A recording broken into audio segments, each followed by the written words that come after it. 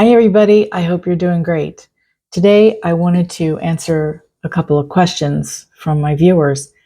I'm sorry there wasn't a video last week, but I had a house full of sickies and I felt like I was going to go down myself. I wasn't feeling good because of my cancer, though. So I guess that was a good thing I didn't get, an acute illness on top of it. But everybody's doing better now. And so we will resume.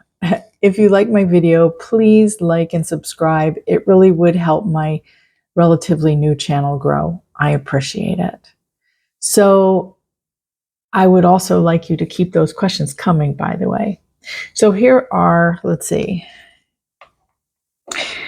Allison Simmers wants to know, how do I know who my spirit guide is, and why don't they stop others from doing evil? Well, I would first suggest you look at a video I'm going to link up here, or up here, I'm not sure how. And that's going to be about helping you develop. Meditation is very key, but there's all kinds of meditations. And I'm going to come back and do another video on more specific ways that you can raise your vibrations to meet those spirits up there, because they can only come down so far. You've got to meet them part of the way. So that's where we meet in the middle, and that's where a connection happens.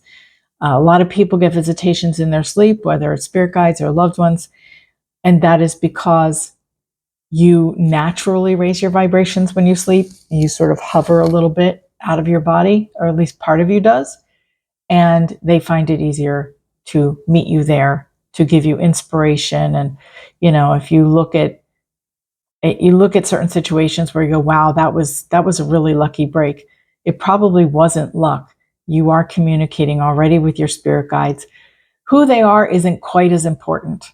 You don't have to put a name and a label on every single one, but we usually have anywhere between 3 to 6 or 7 guides.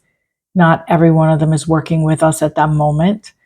But in a reading, who comes forward is usually the one that's working with you in current day, in your present circumstances. But I digress.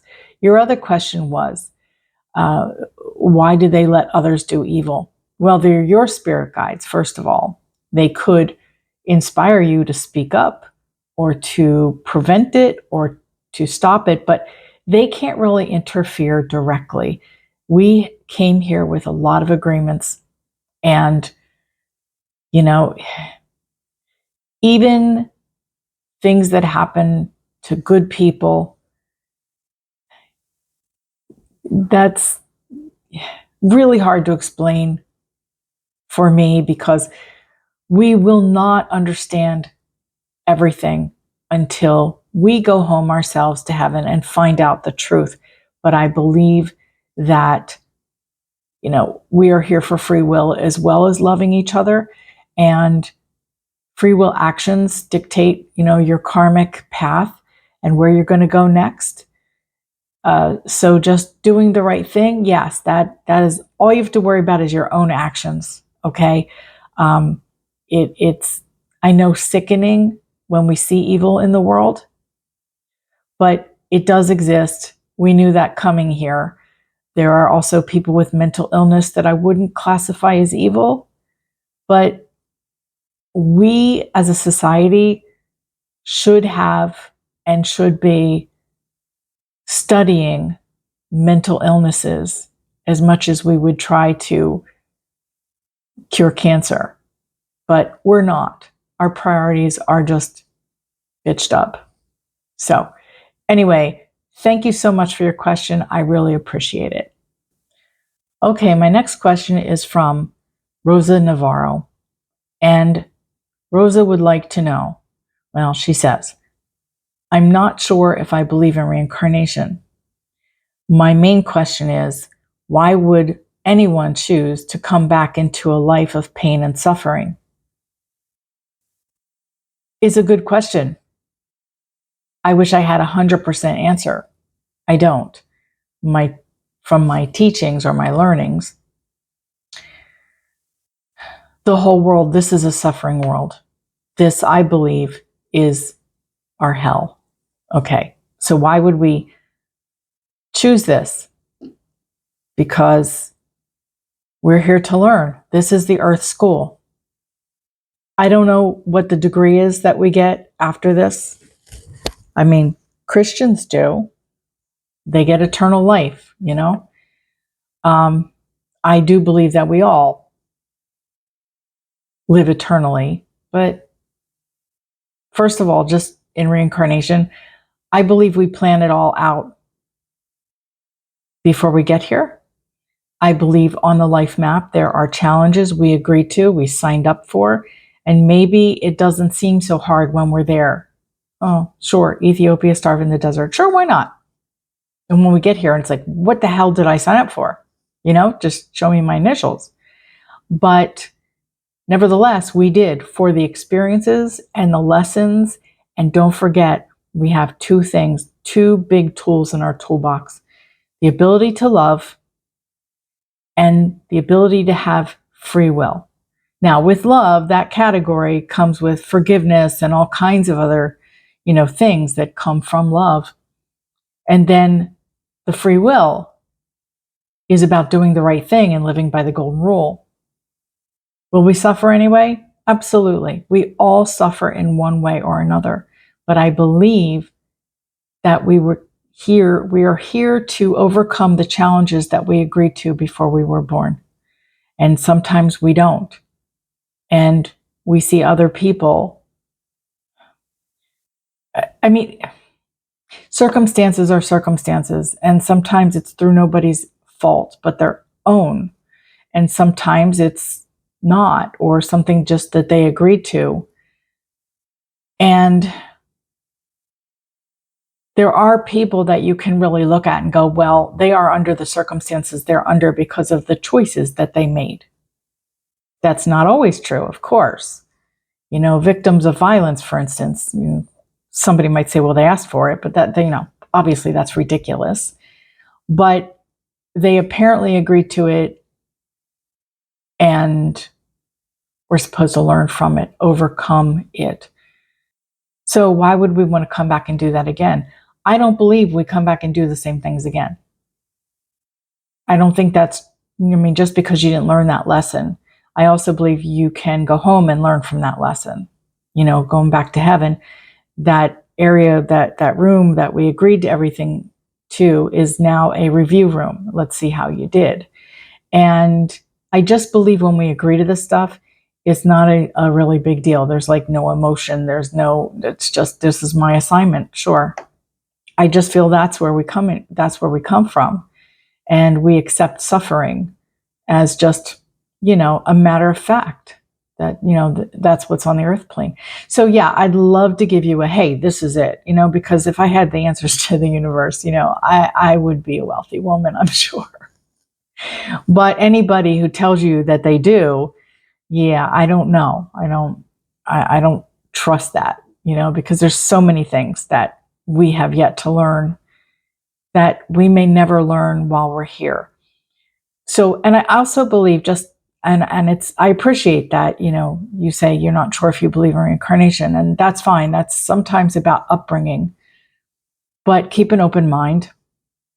And I don't believe that, that you have to just come down to earth again and live that life again. I believe that there are other planes or planets.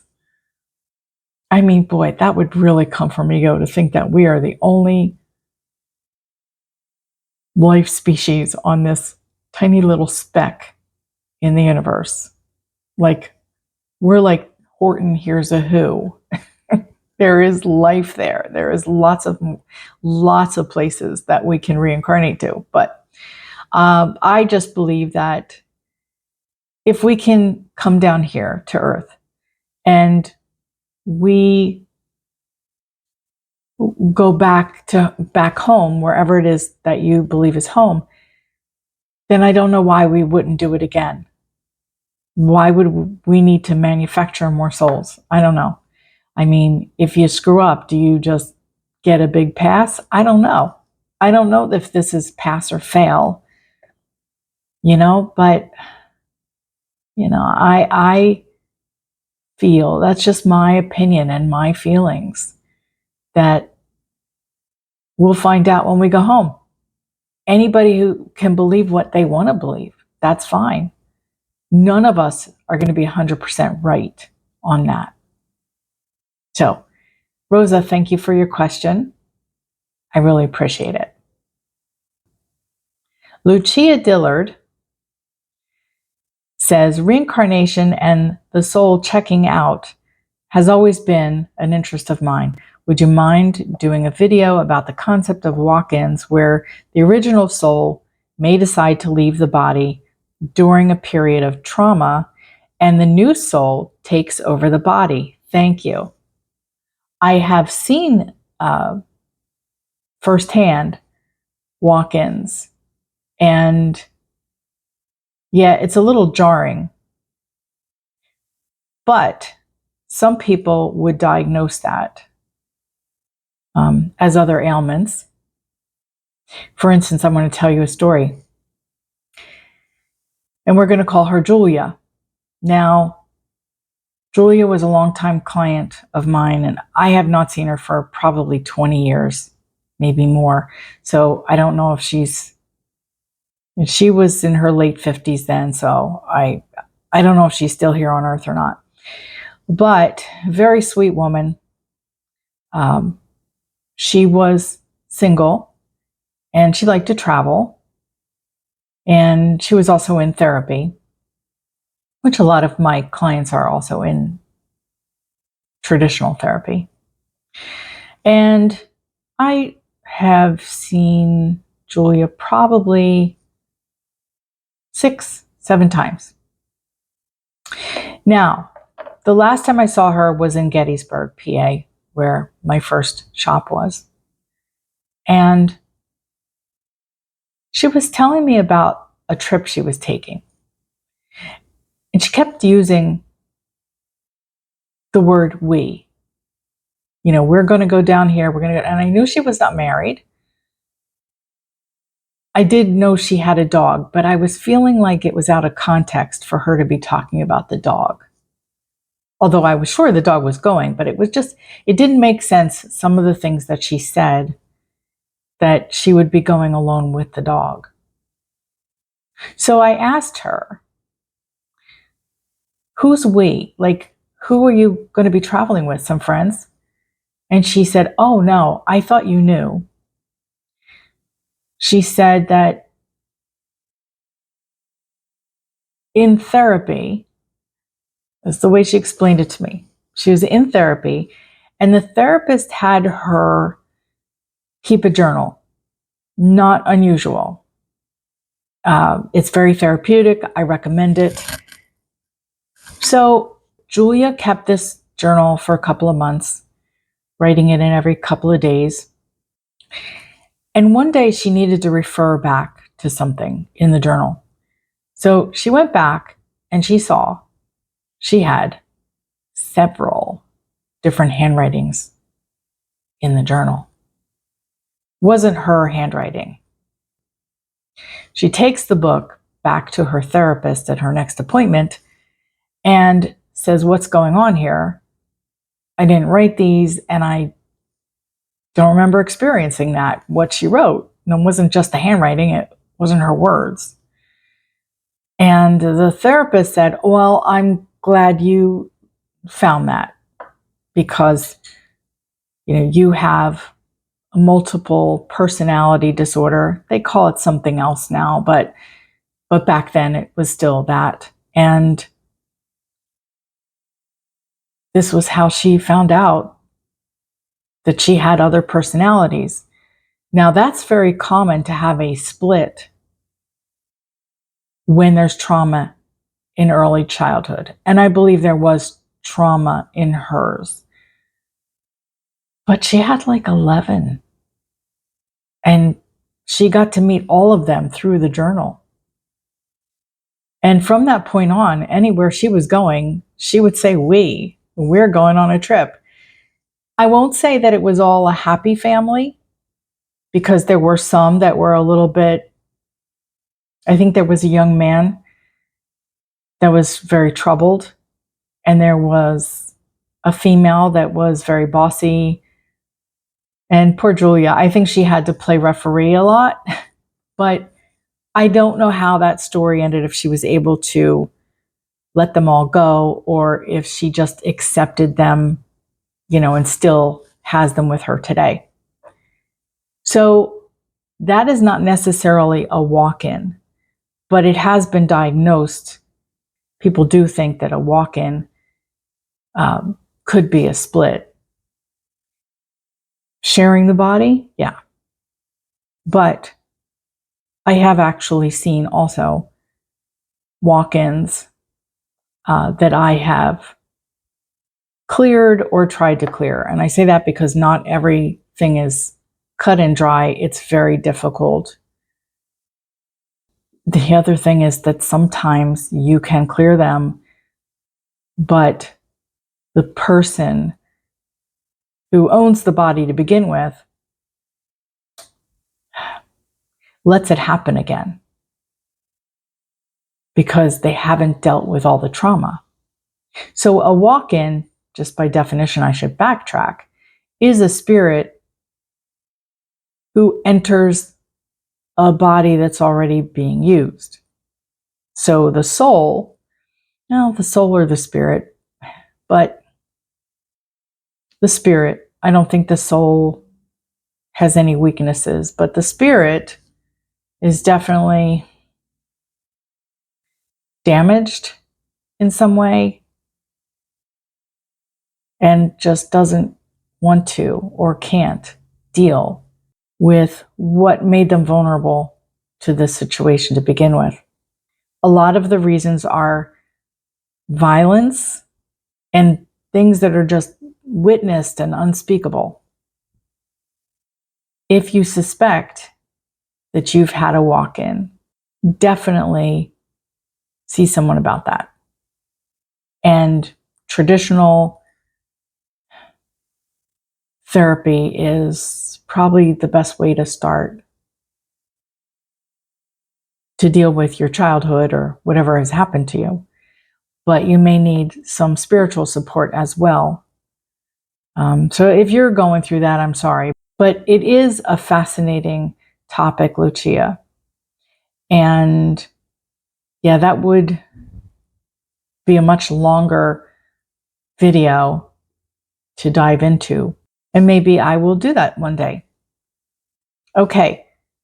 I appreciate y'all being here. If you could do me a big favor and like and subscribe if you haven't, share the video, comment below, tell me what you think of any of these questions, but also give me some questions of your own, and I will do this again. All right, until next time, bye.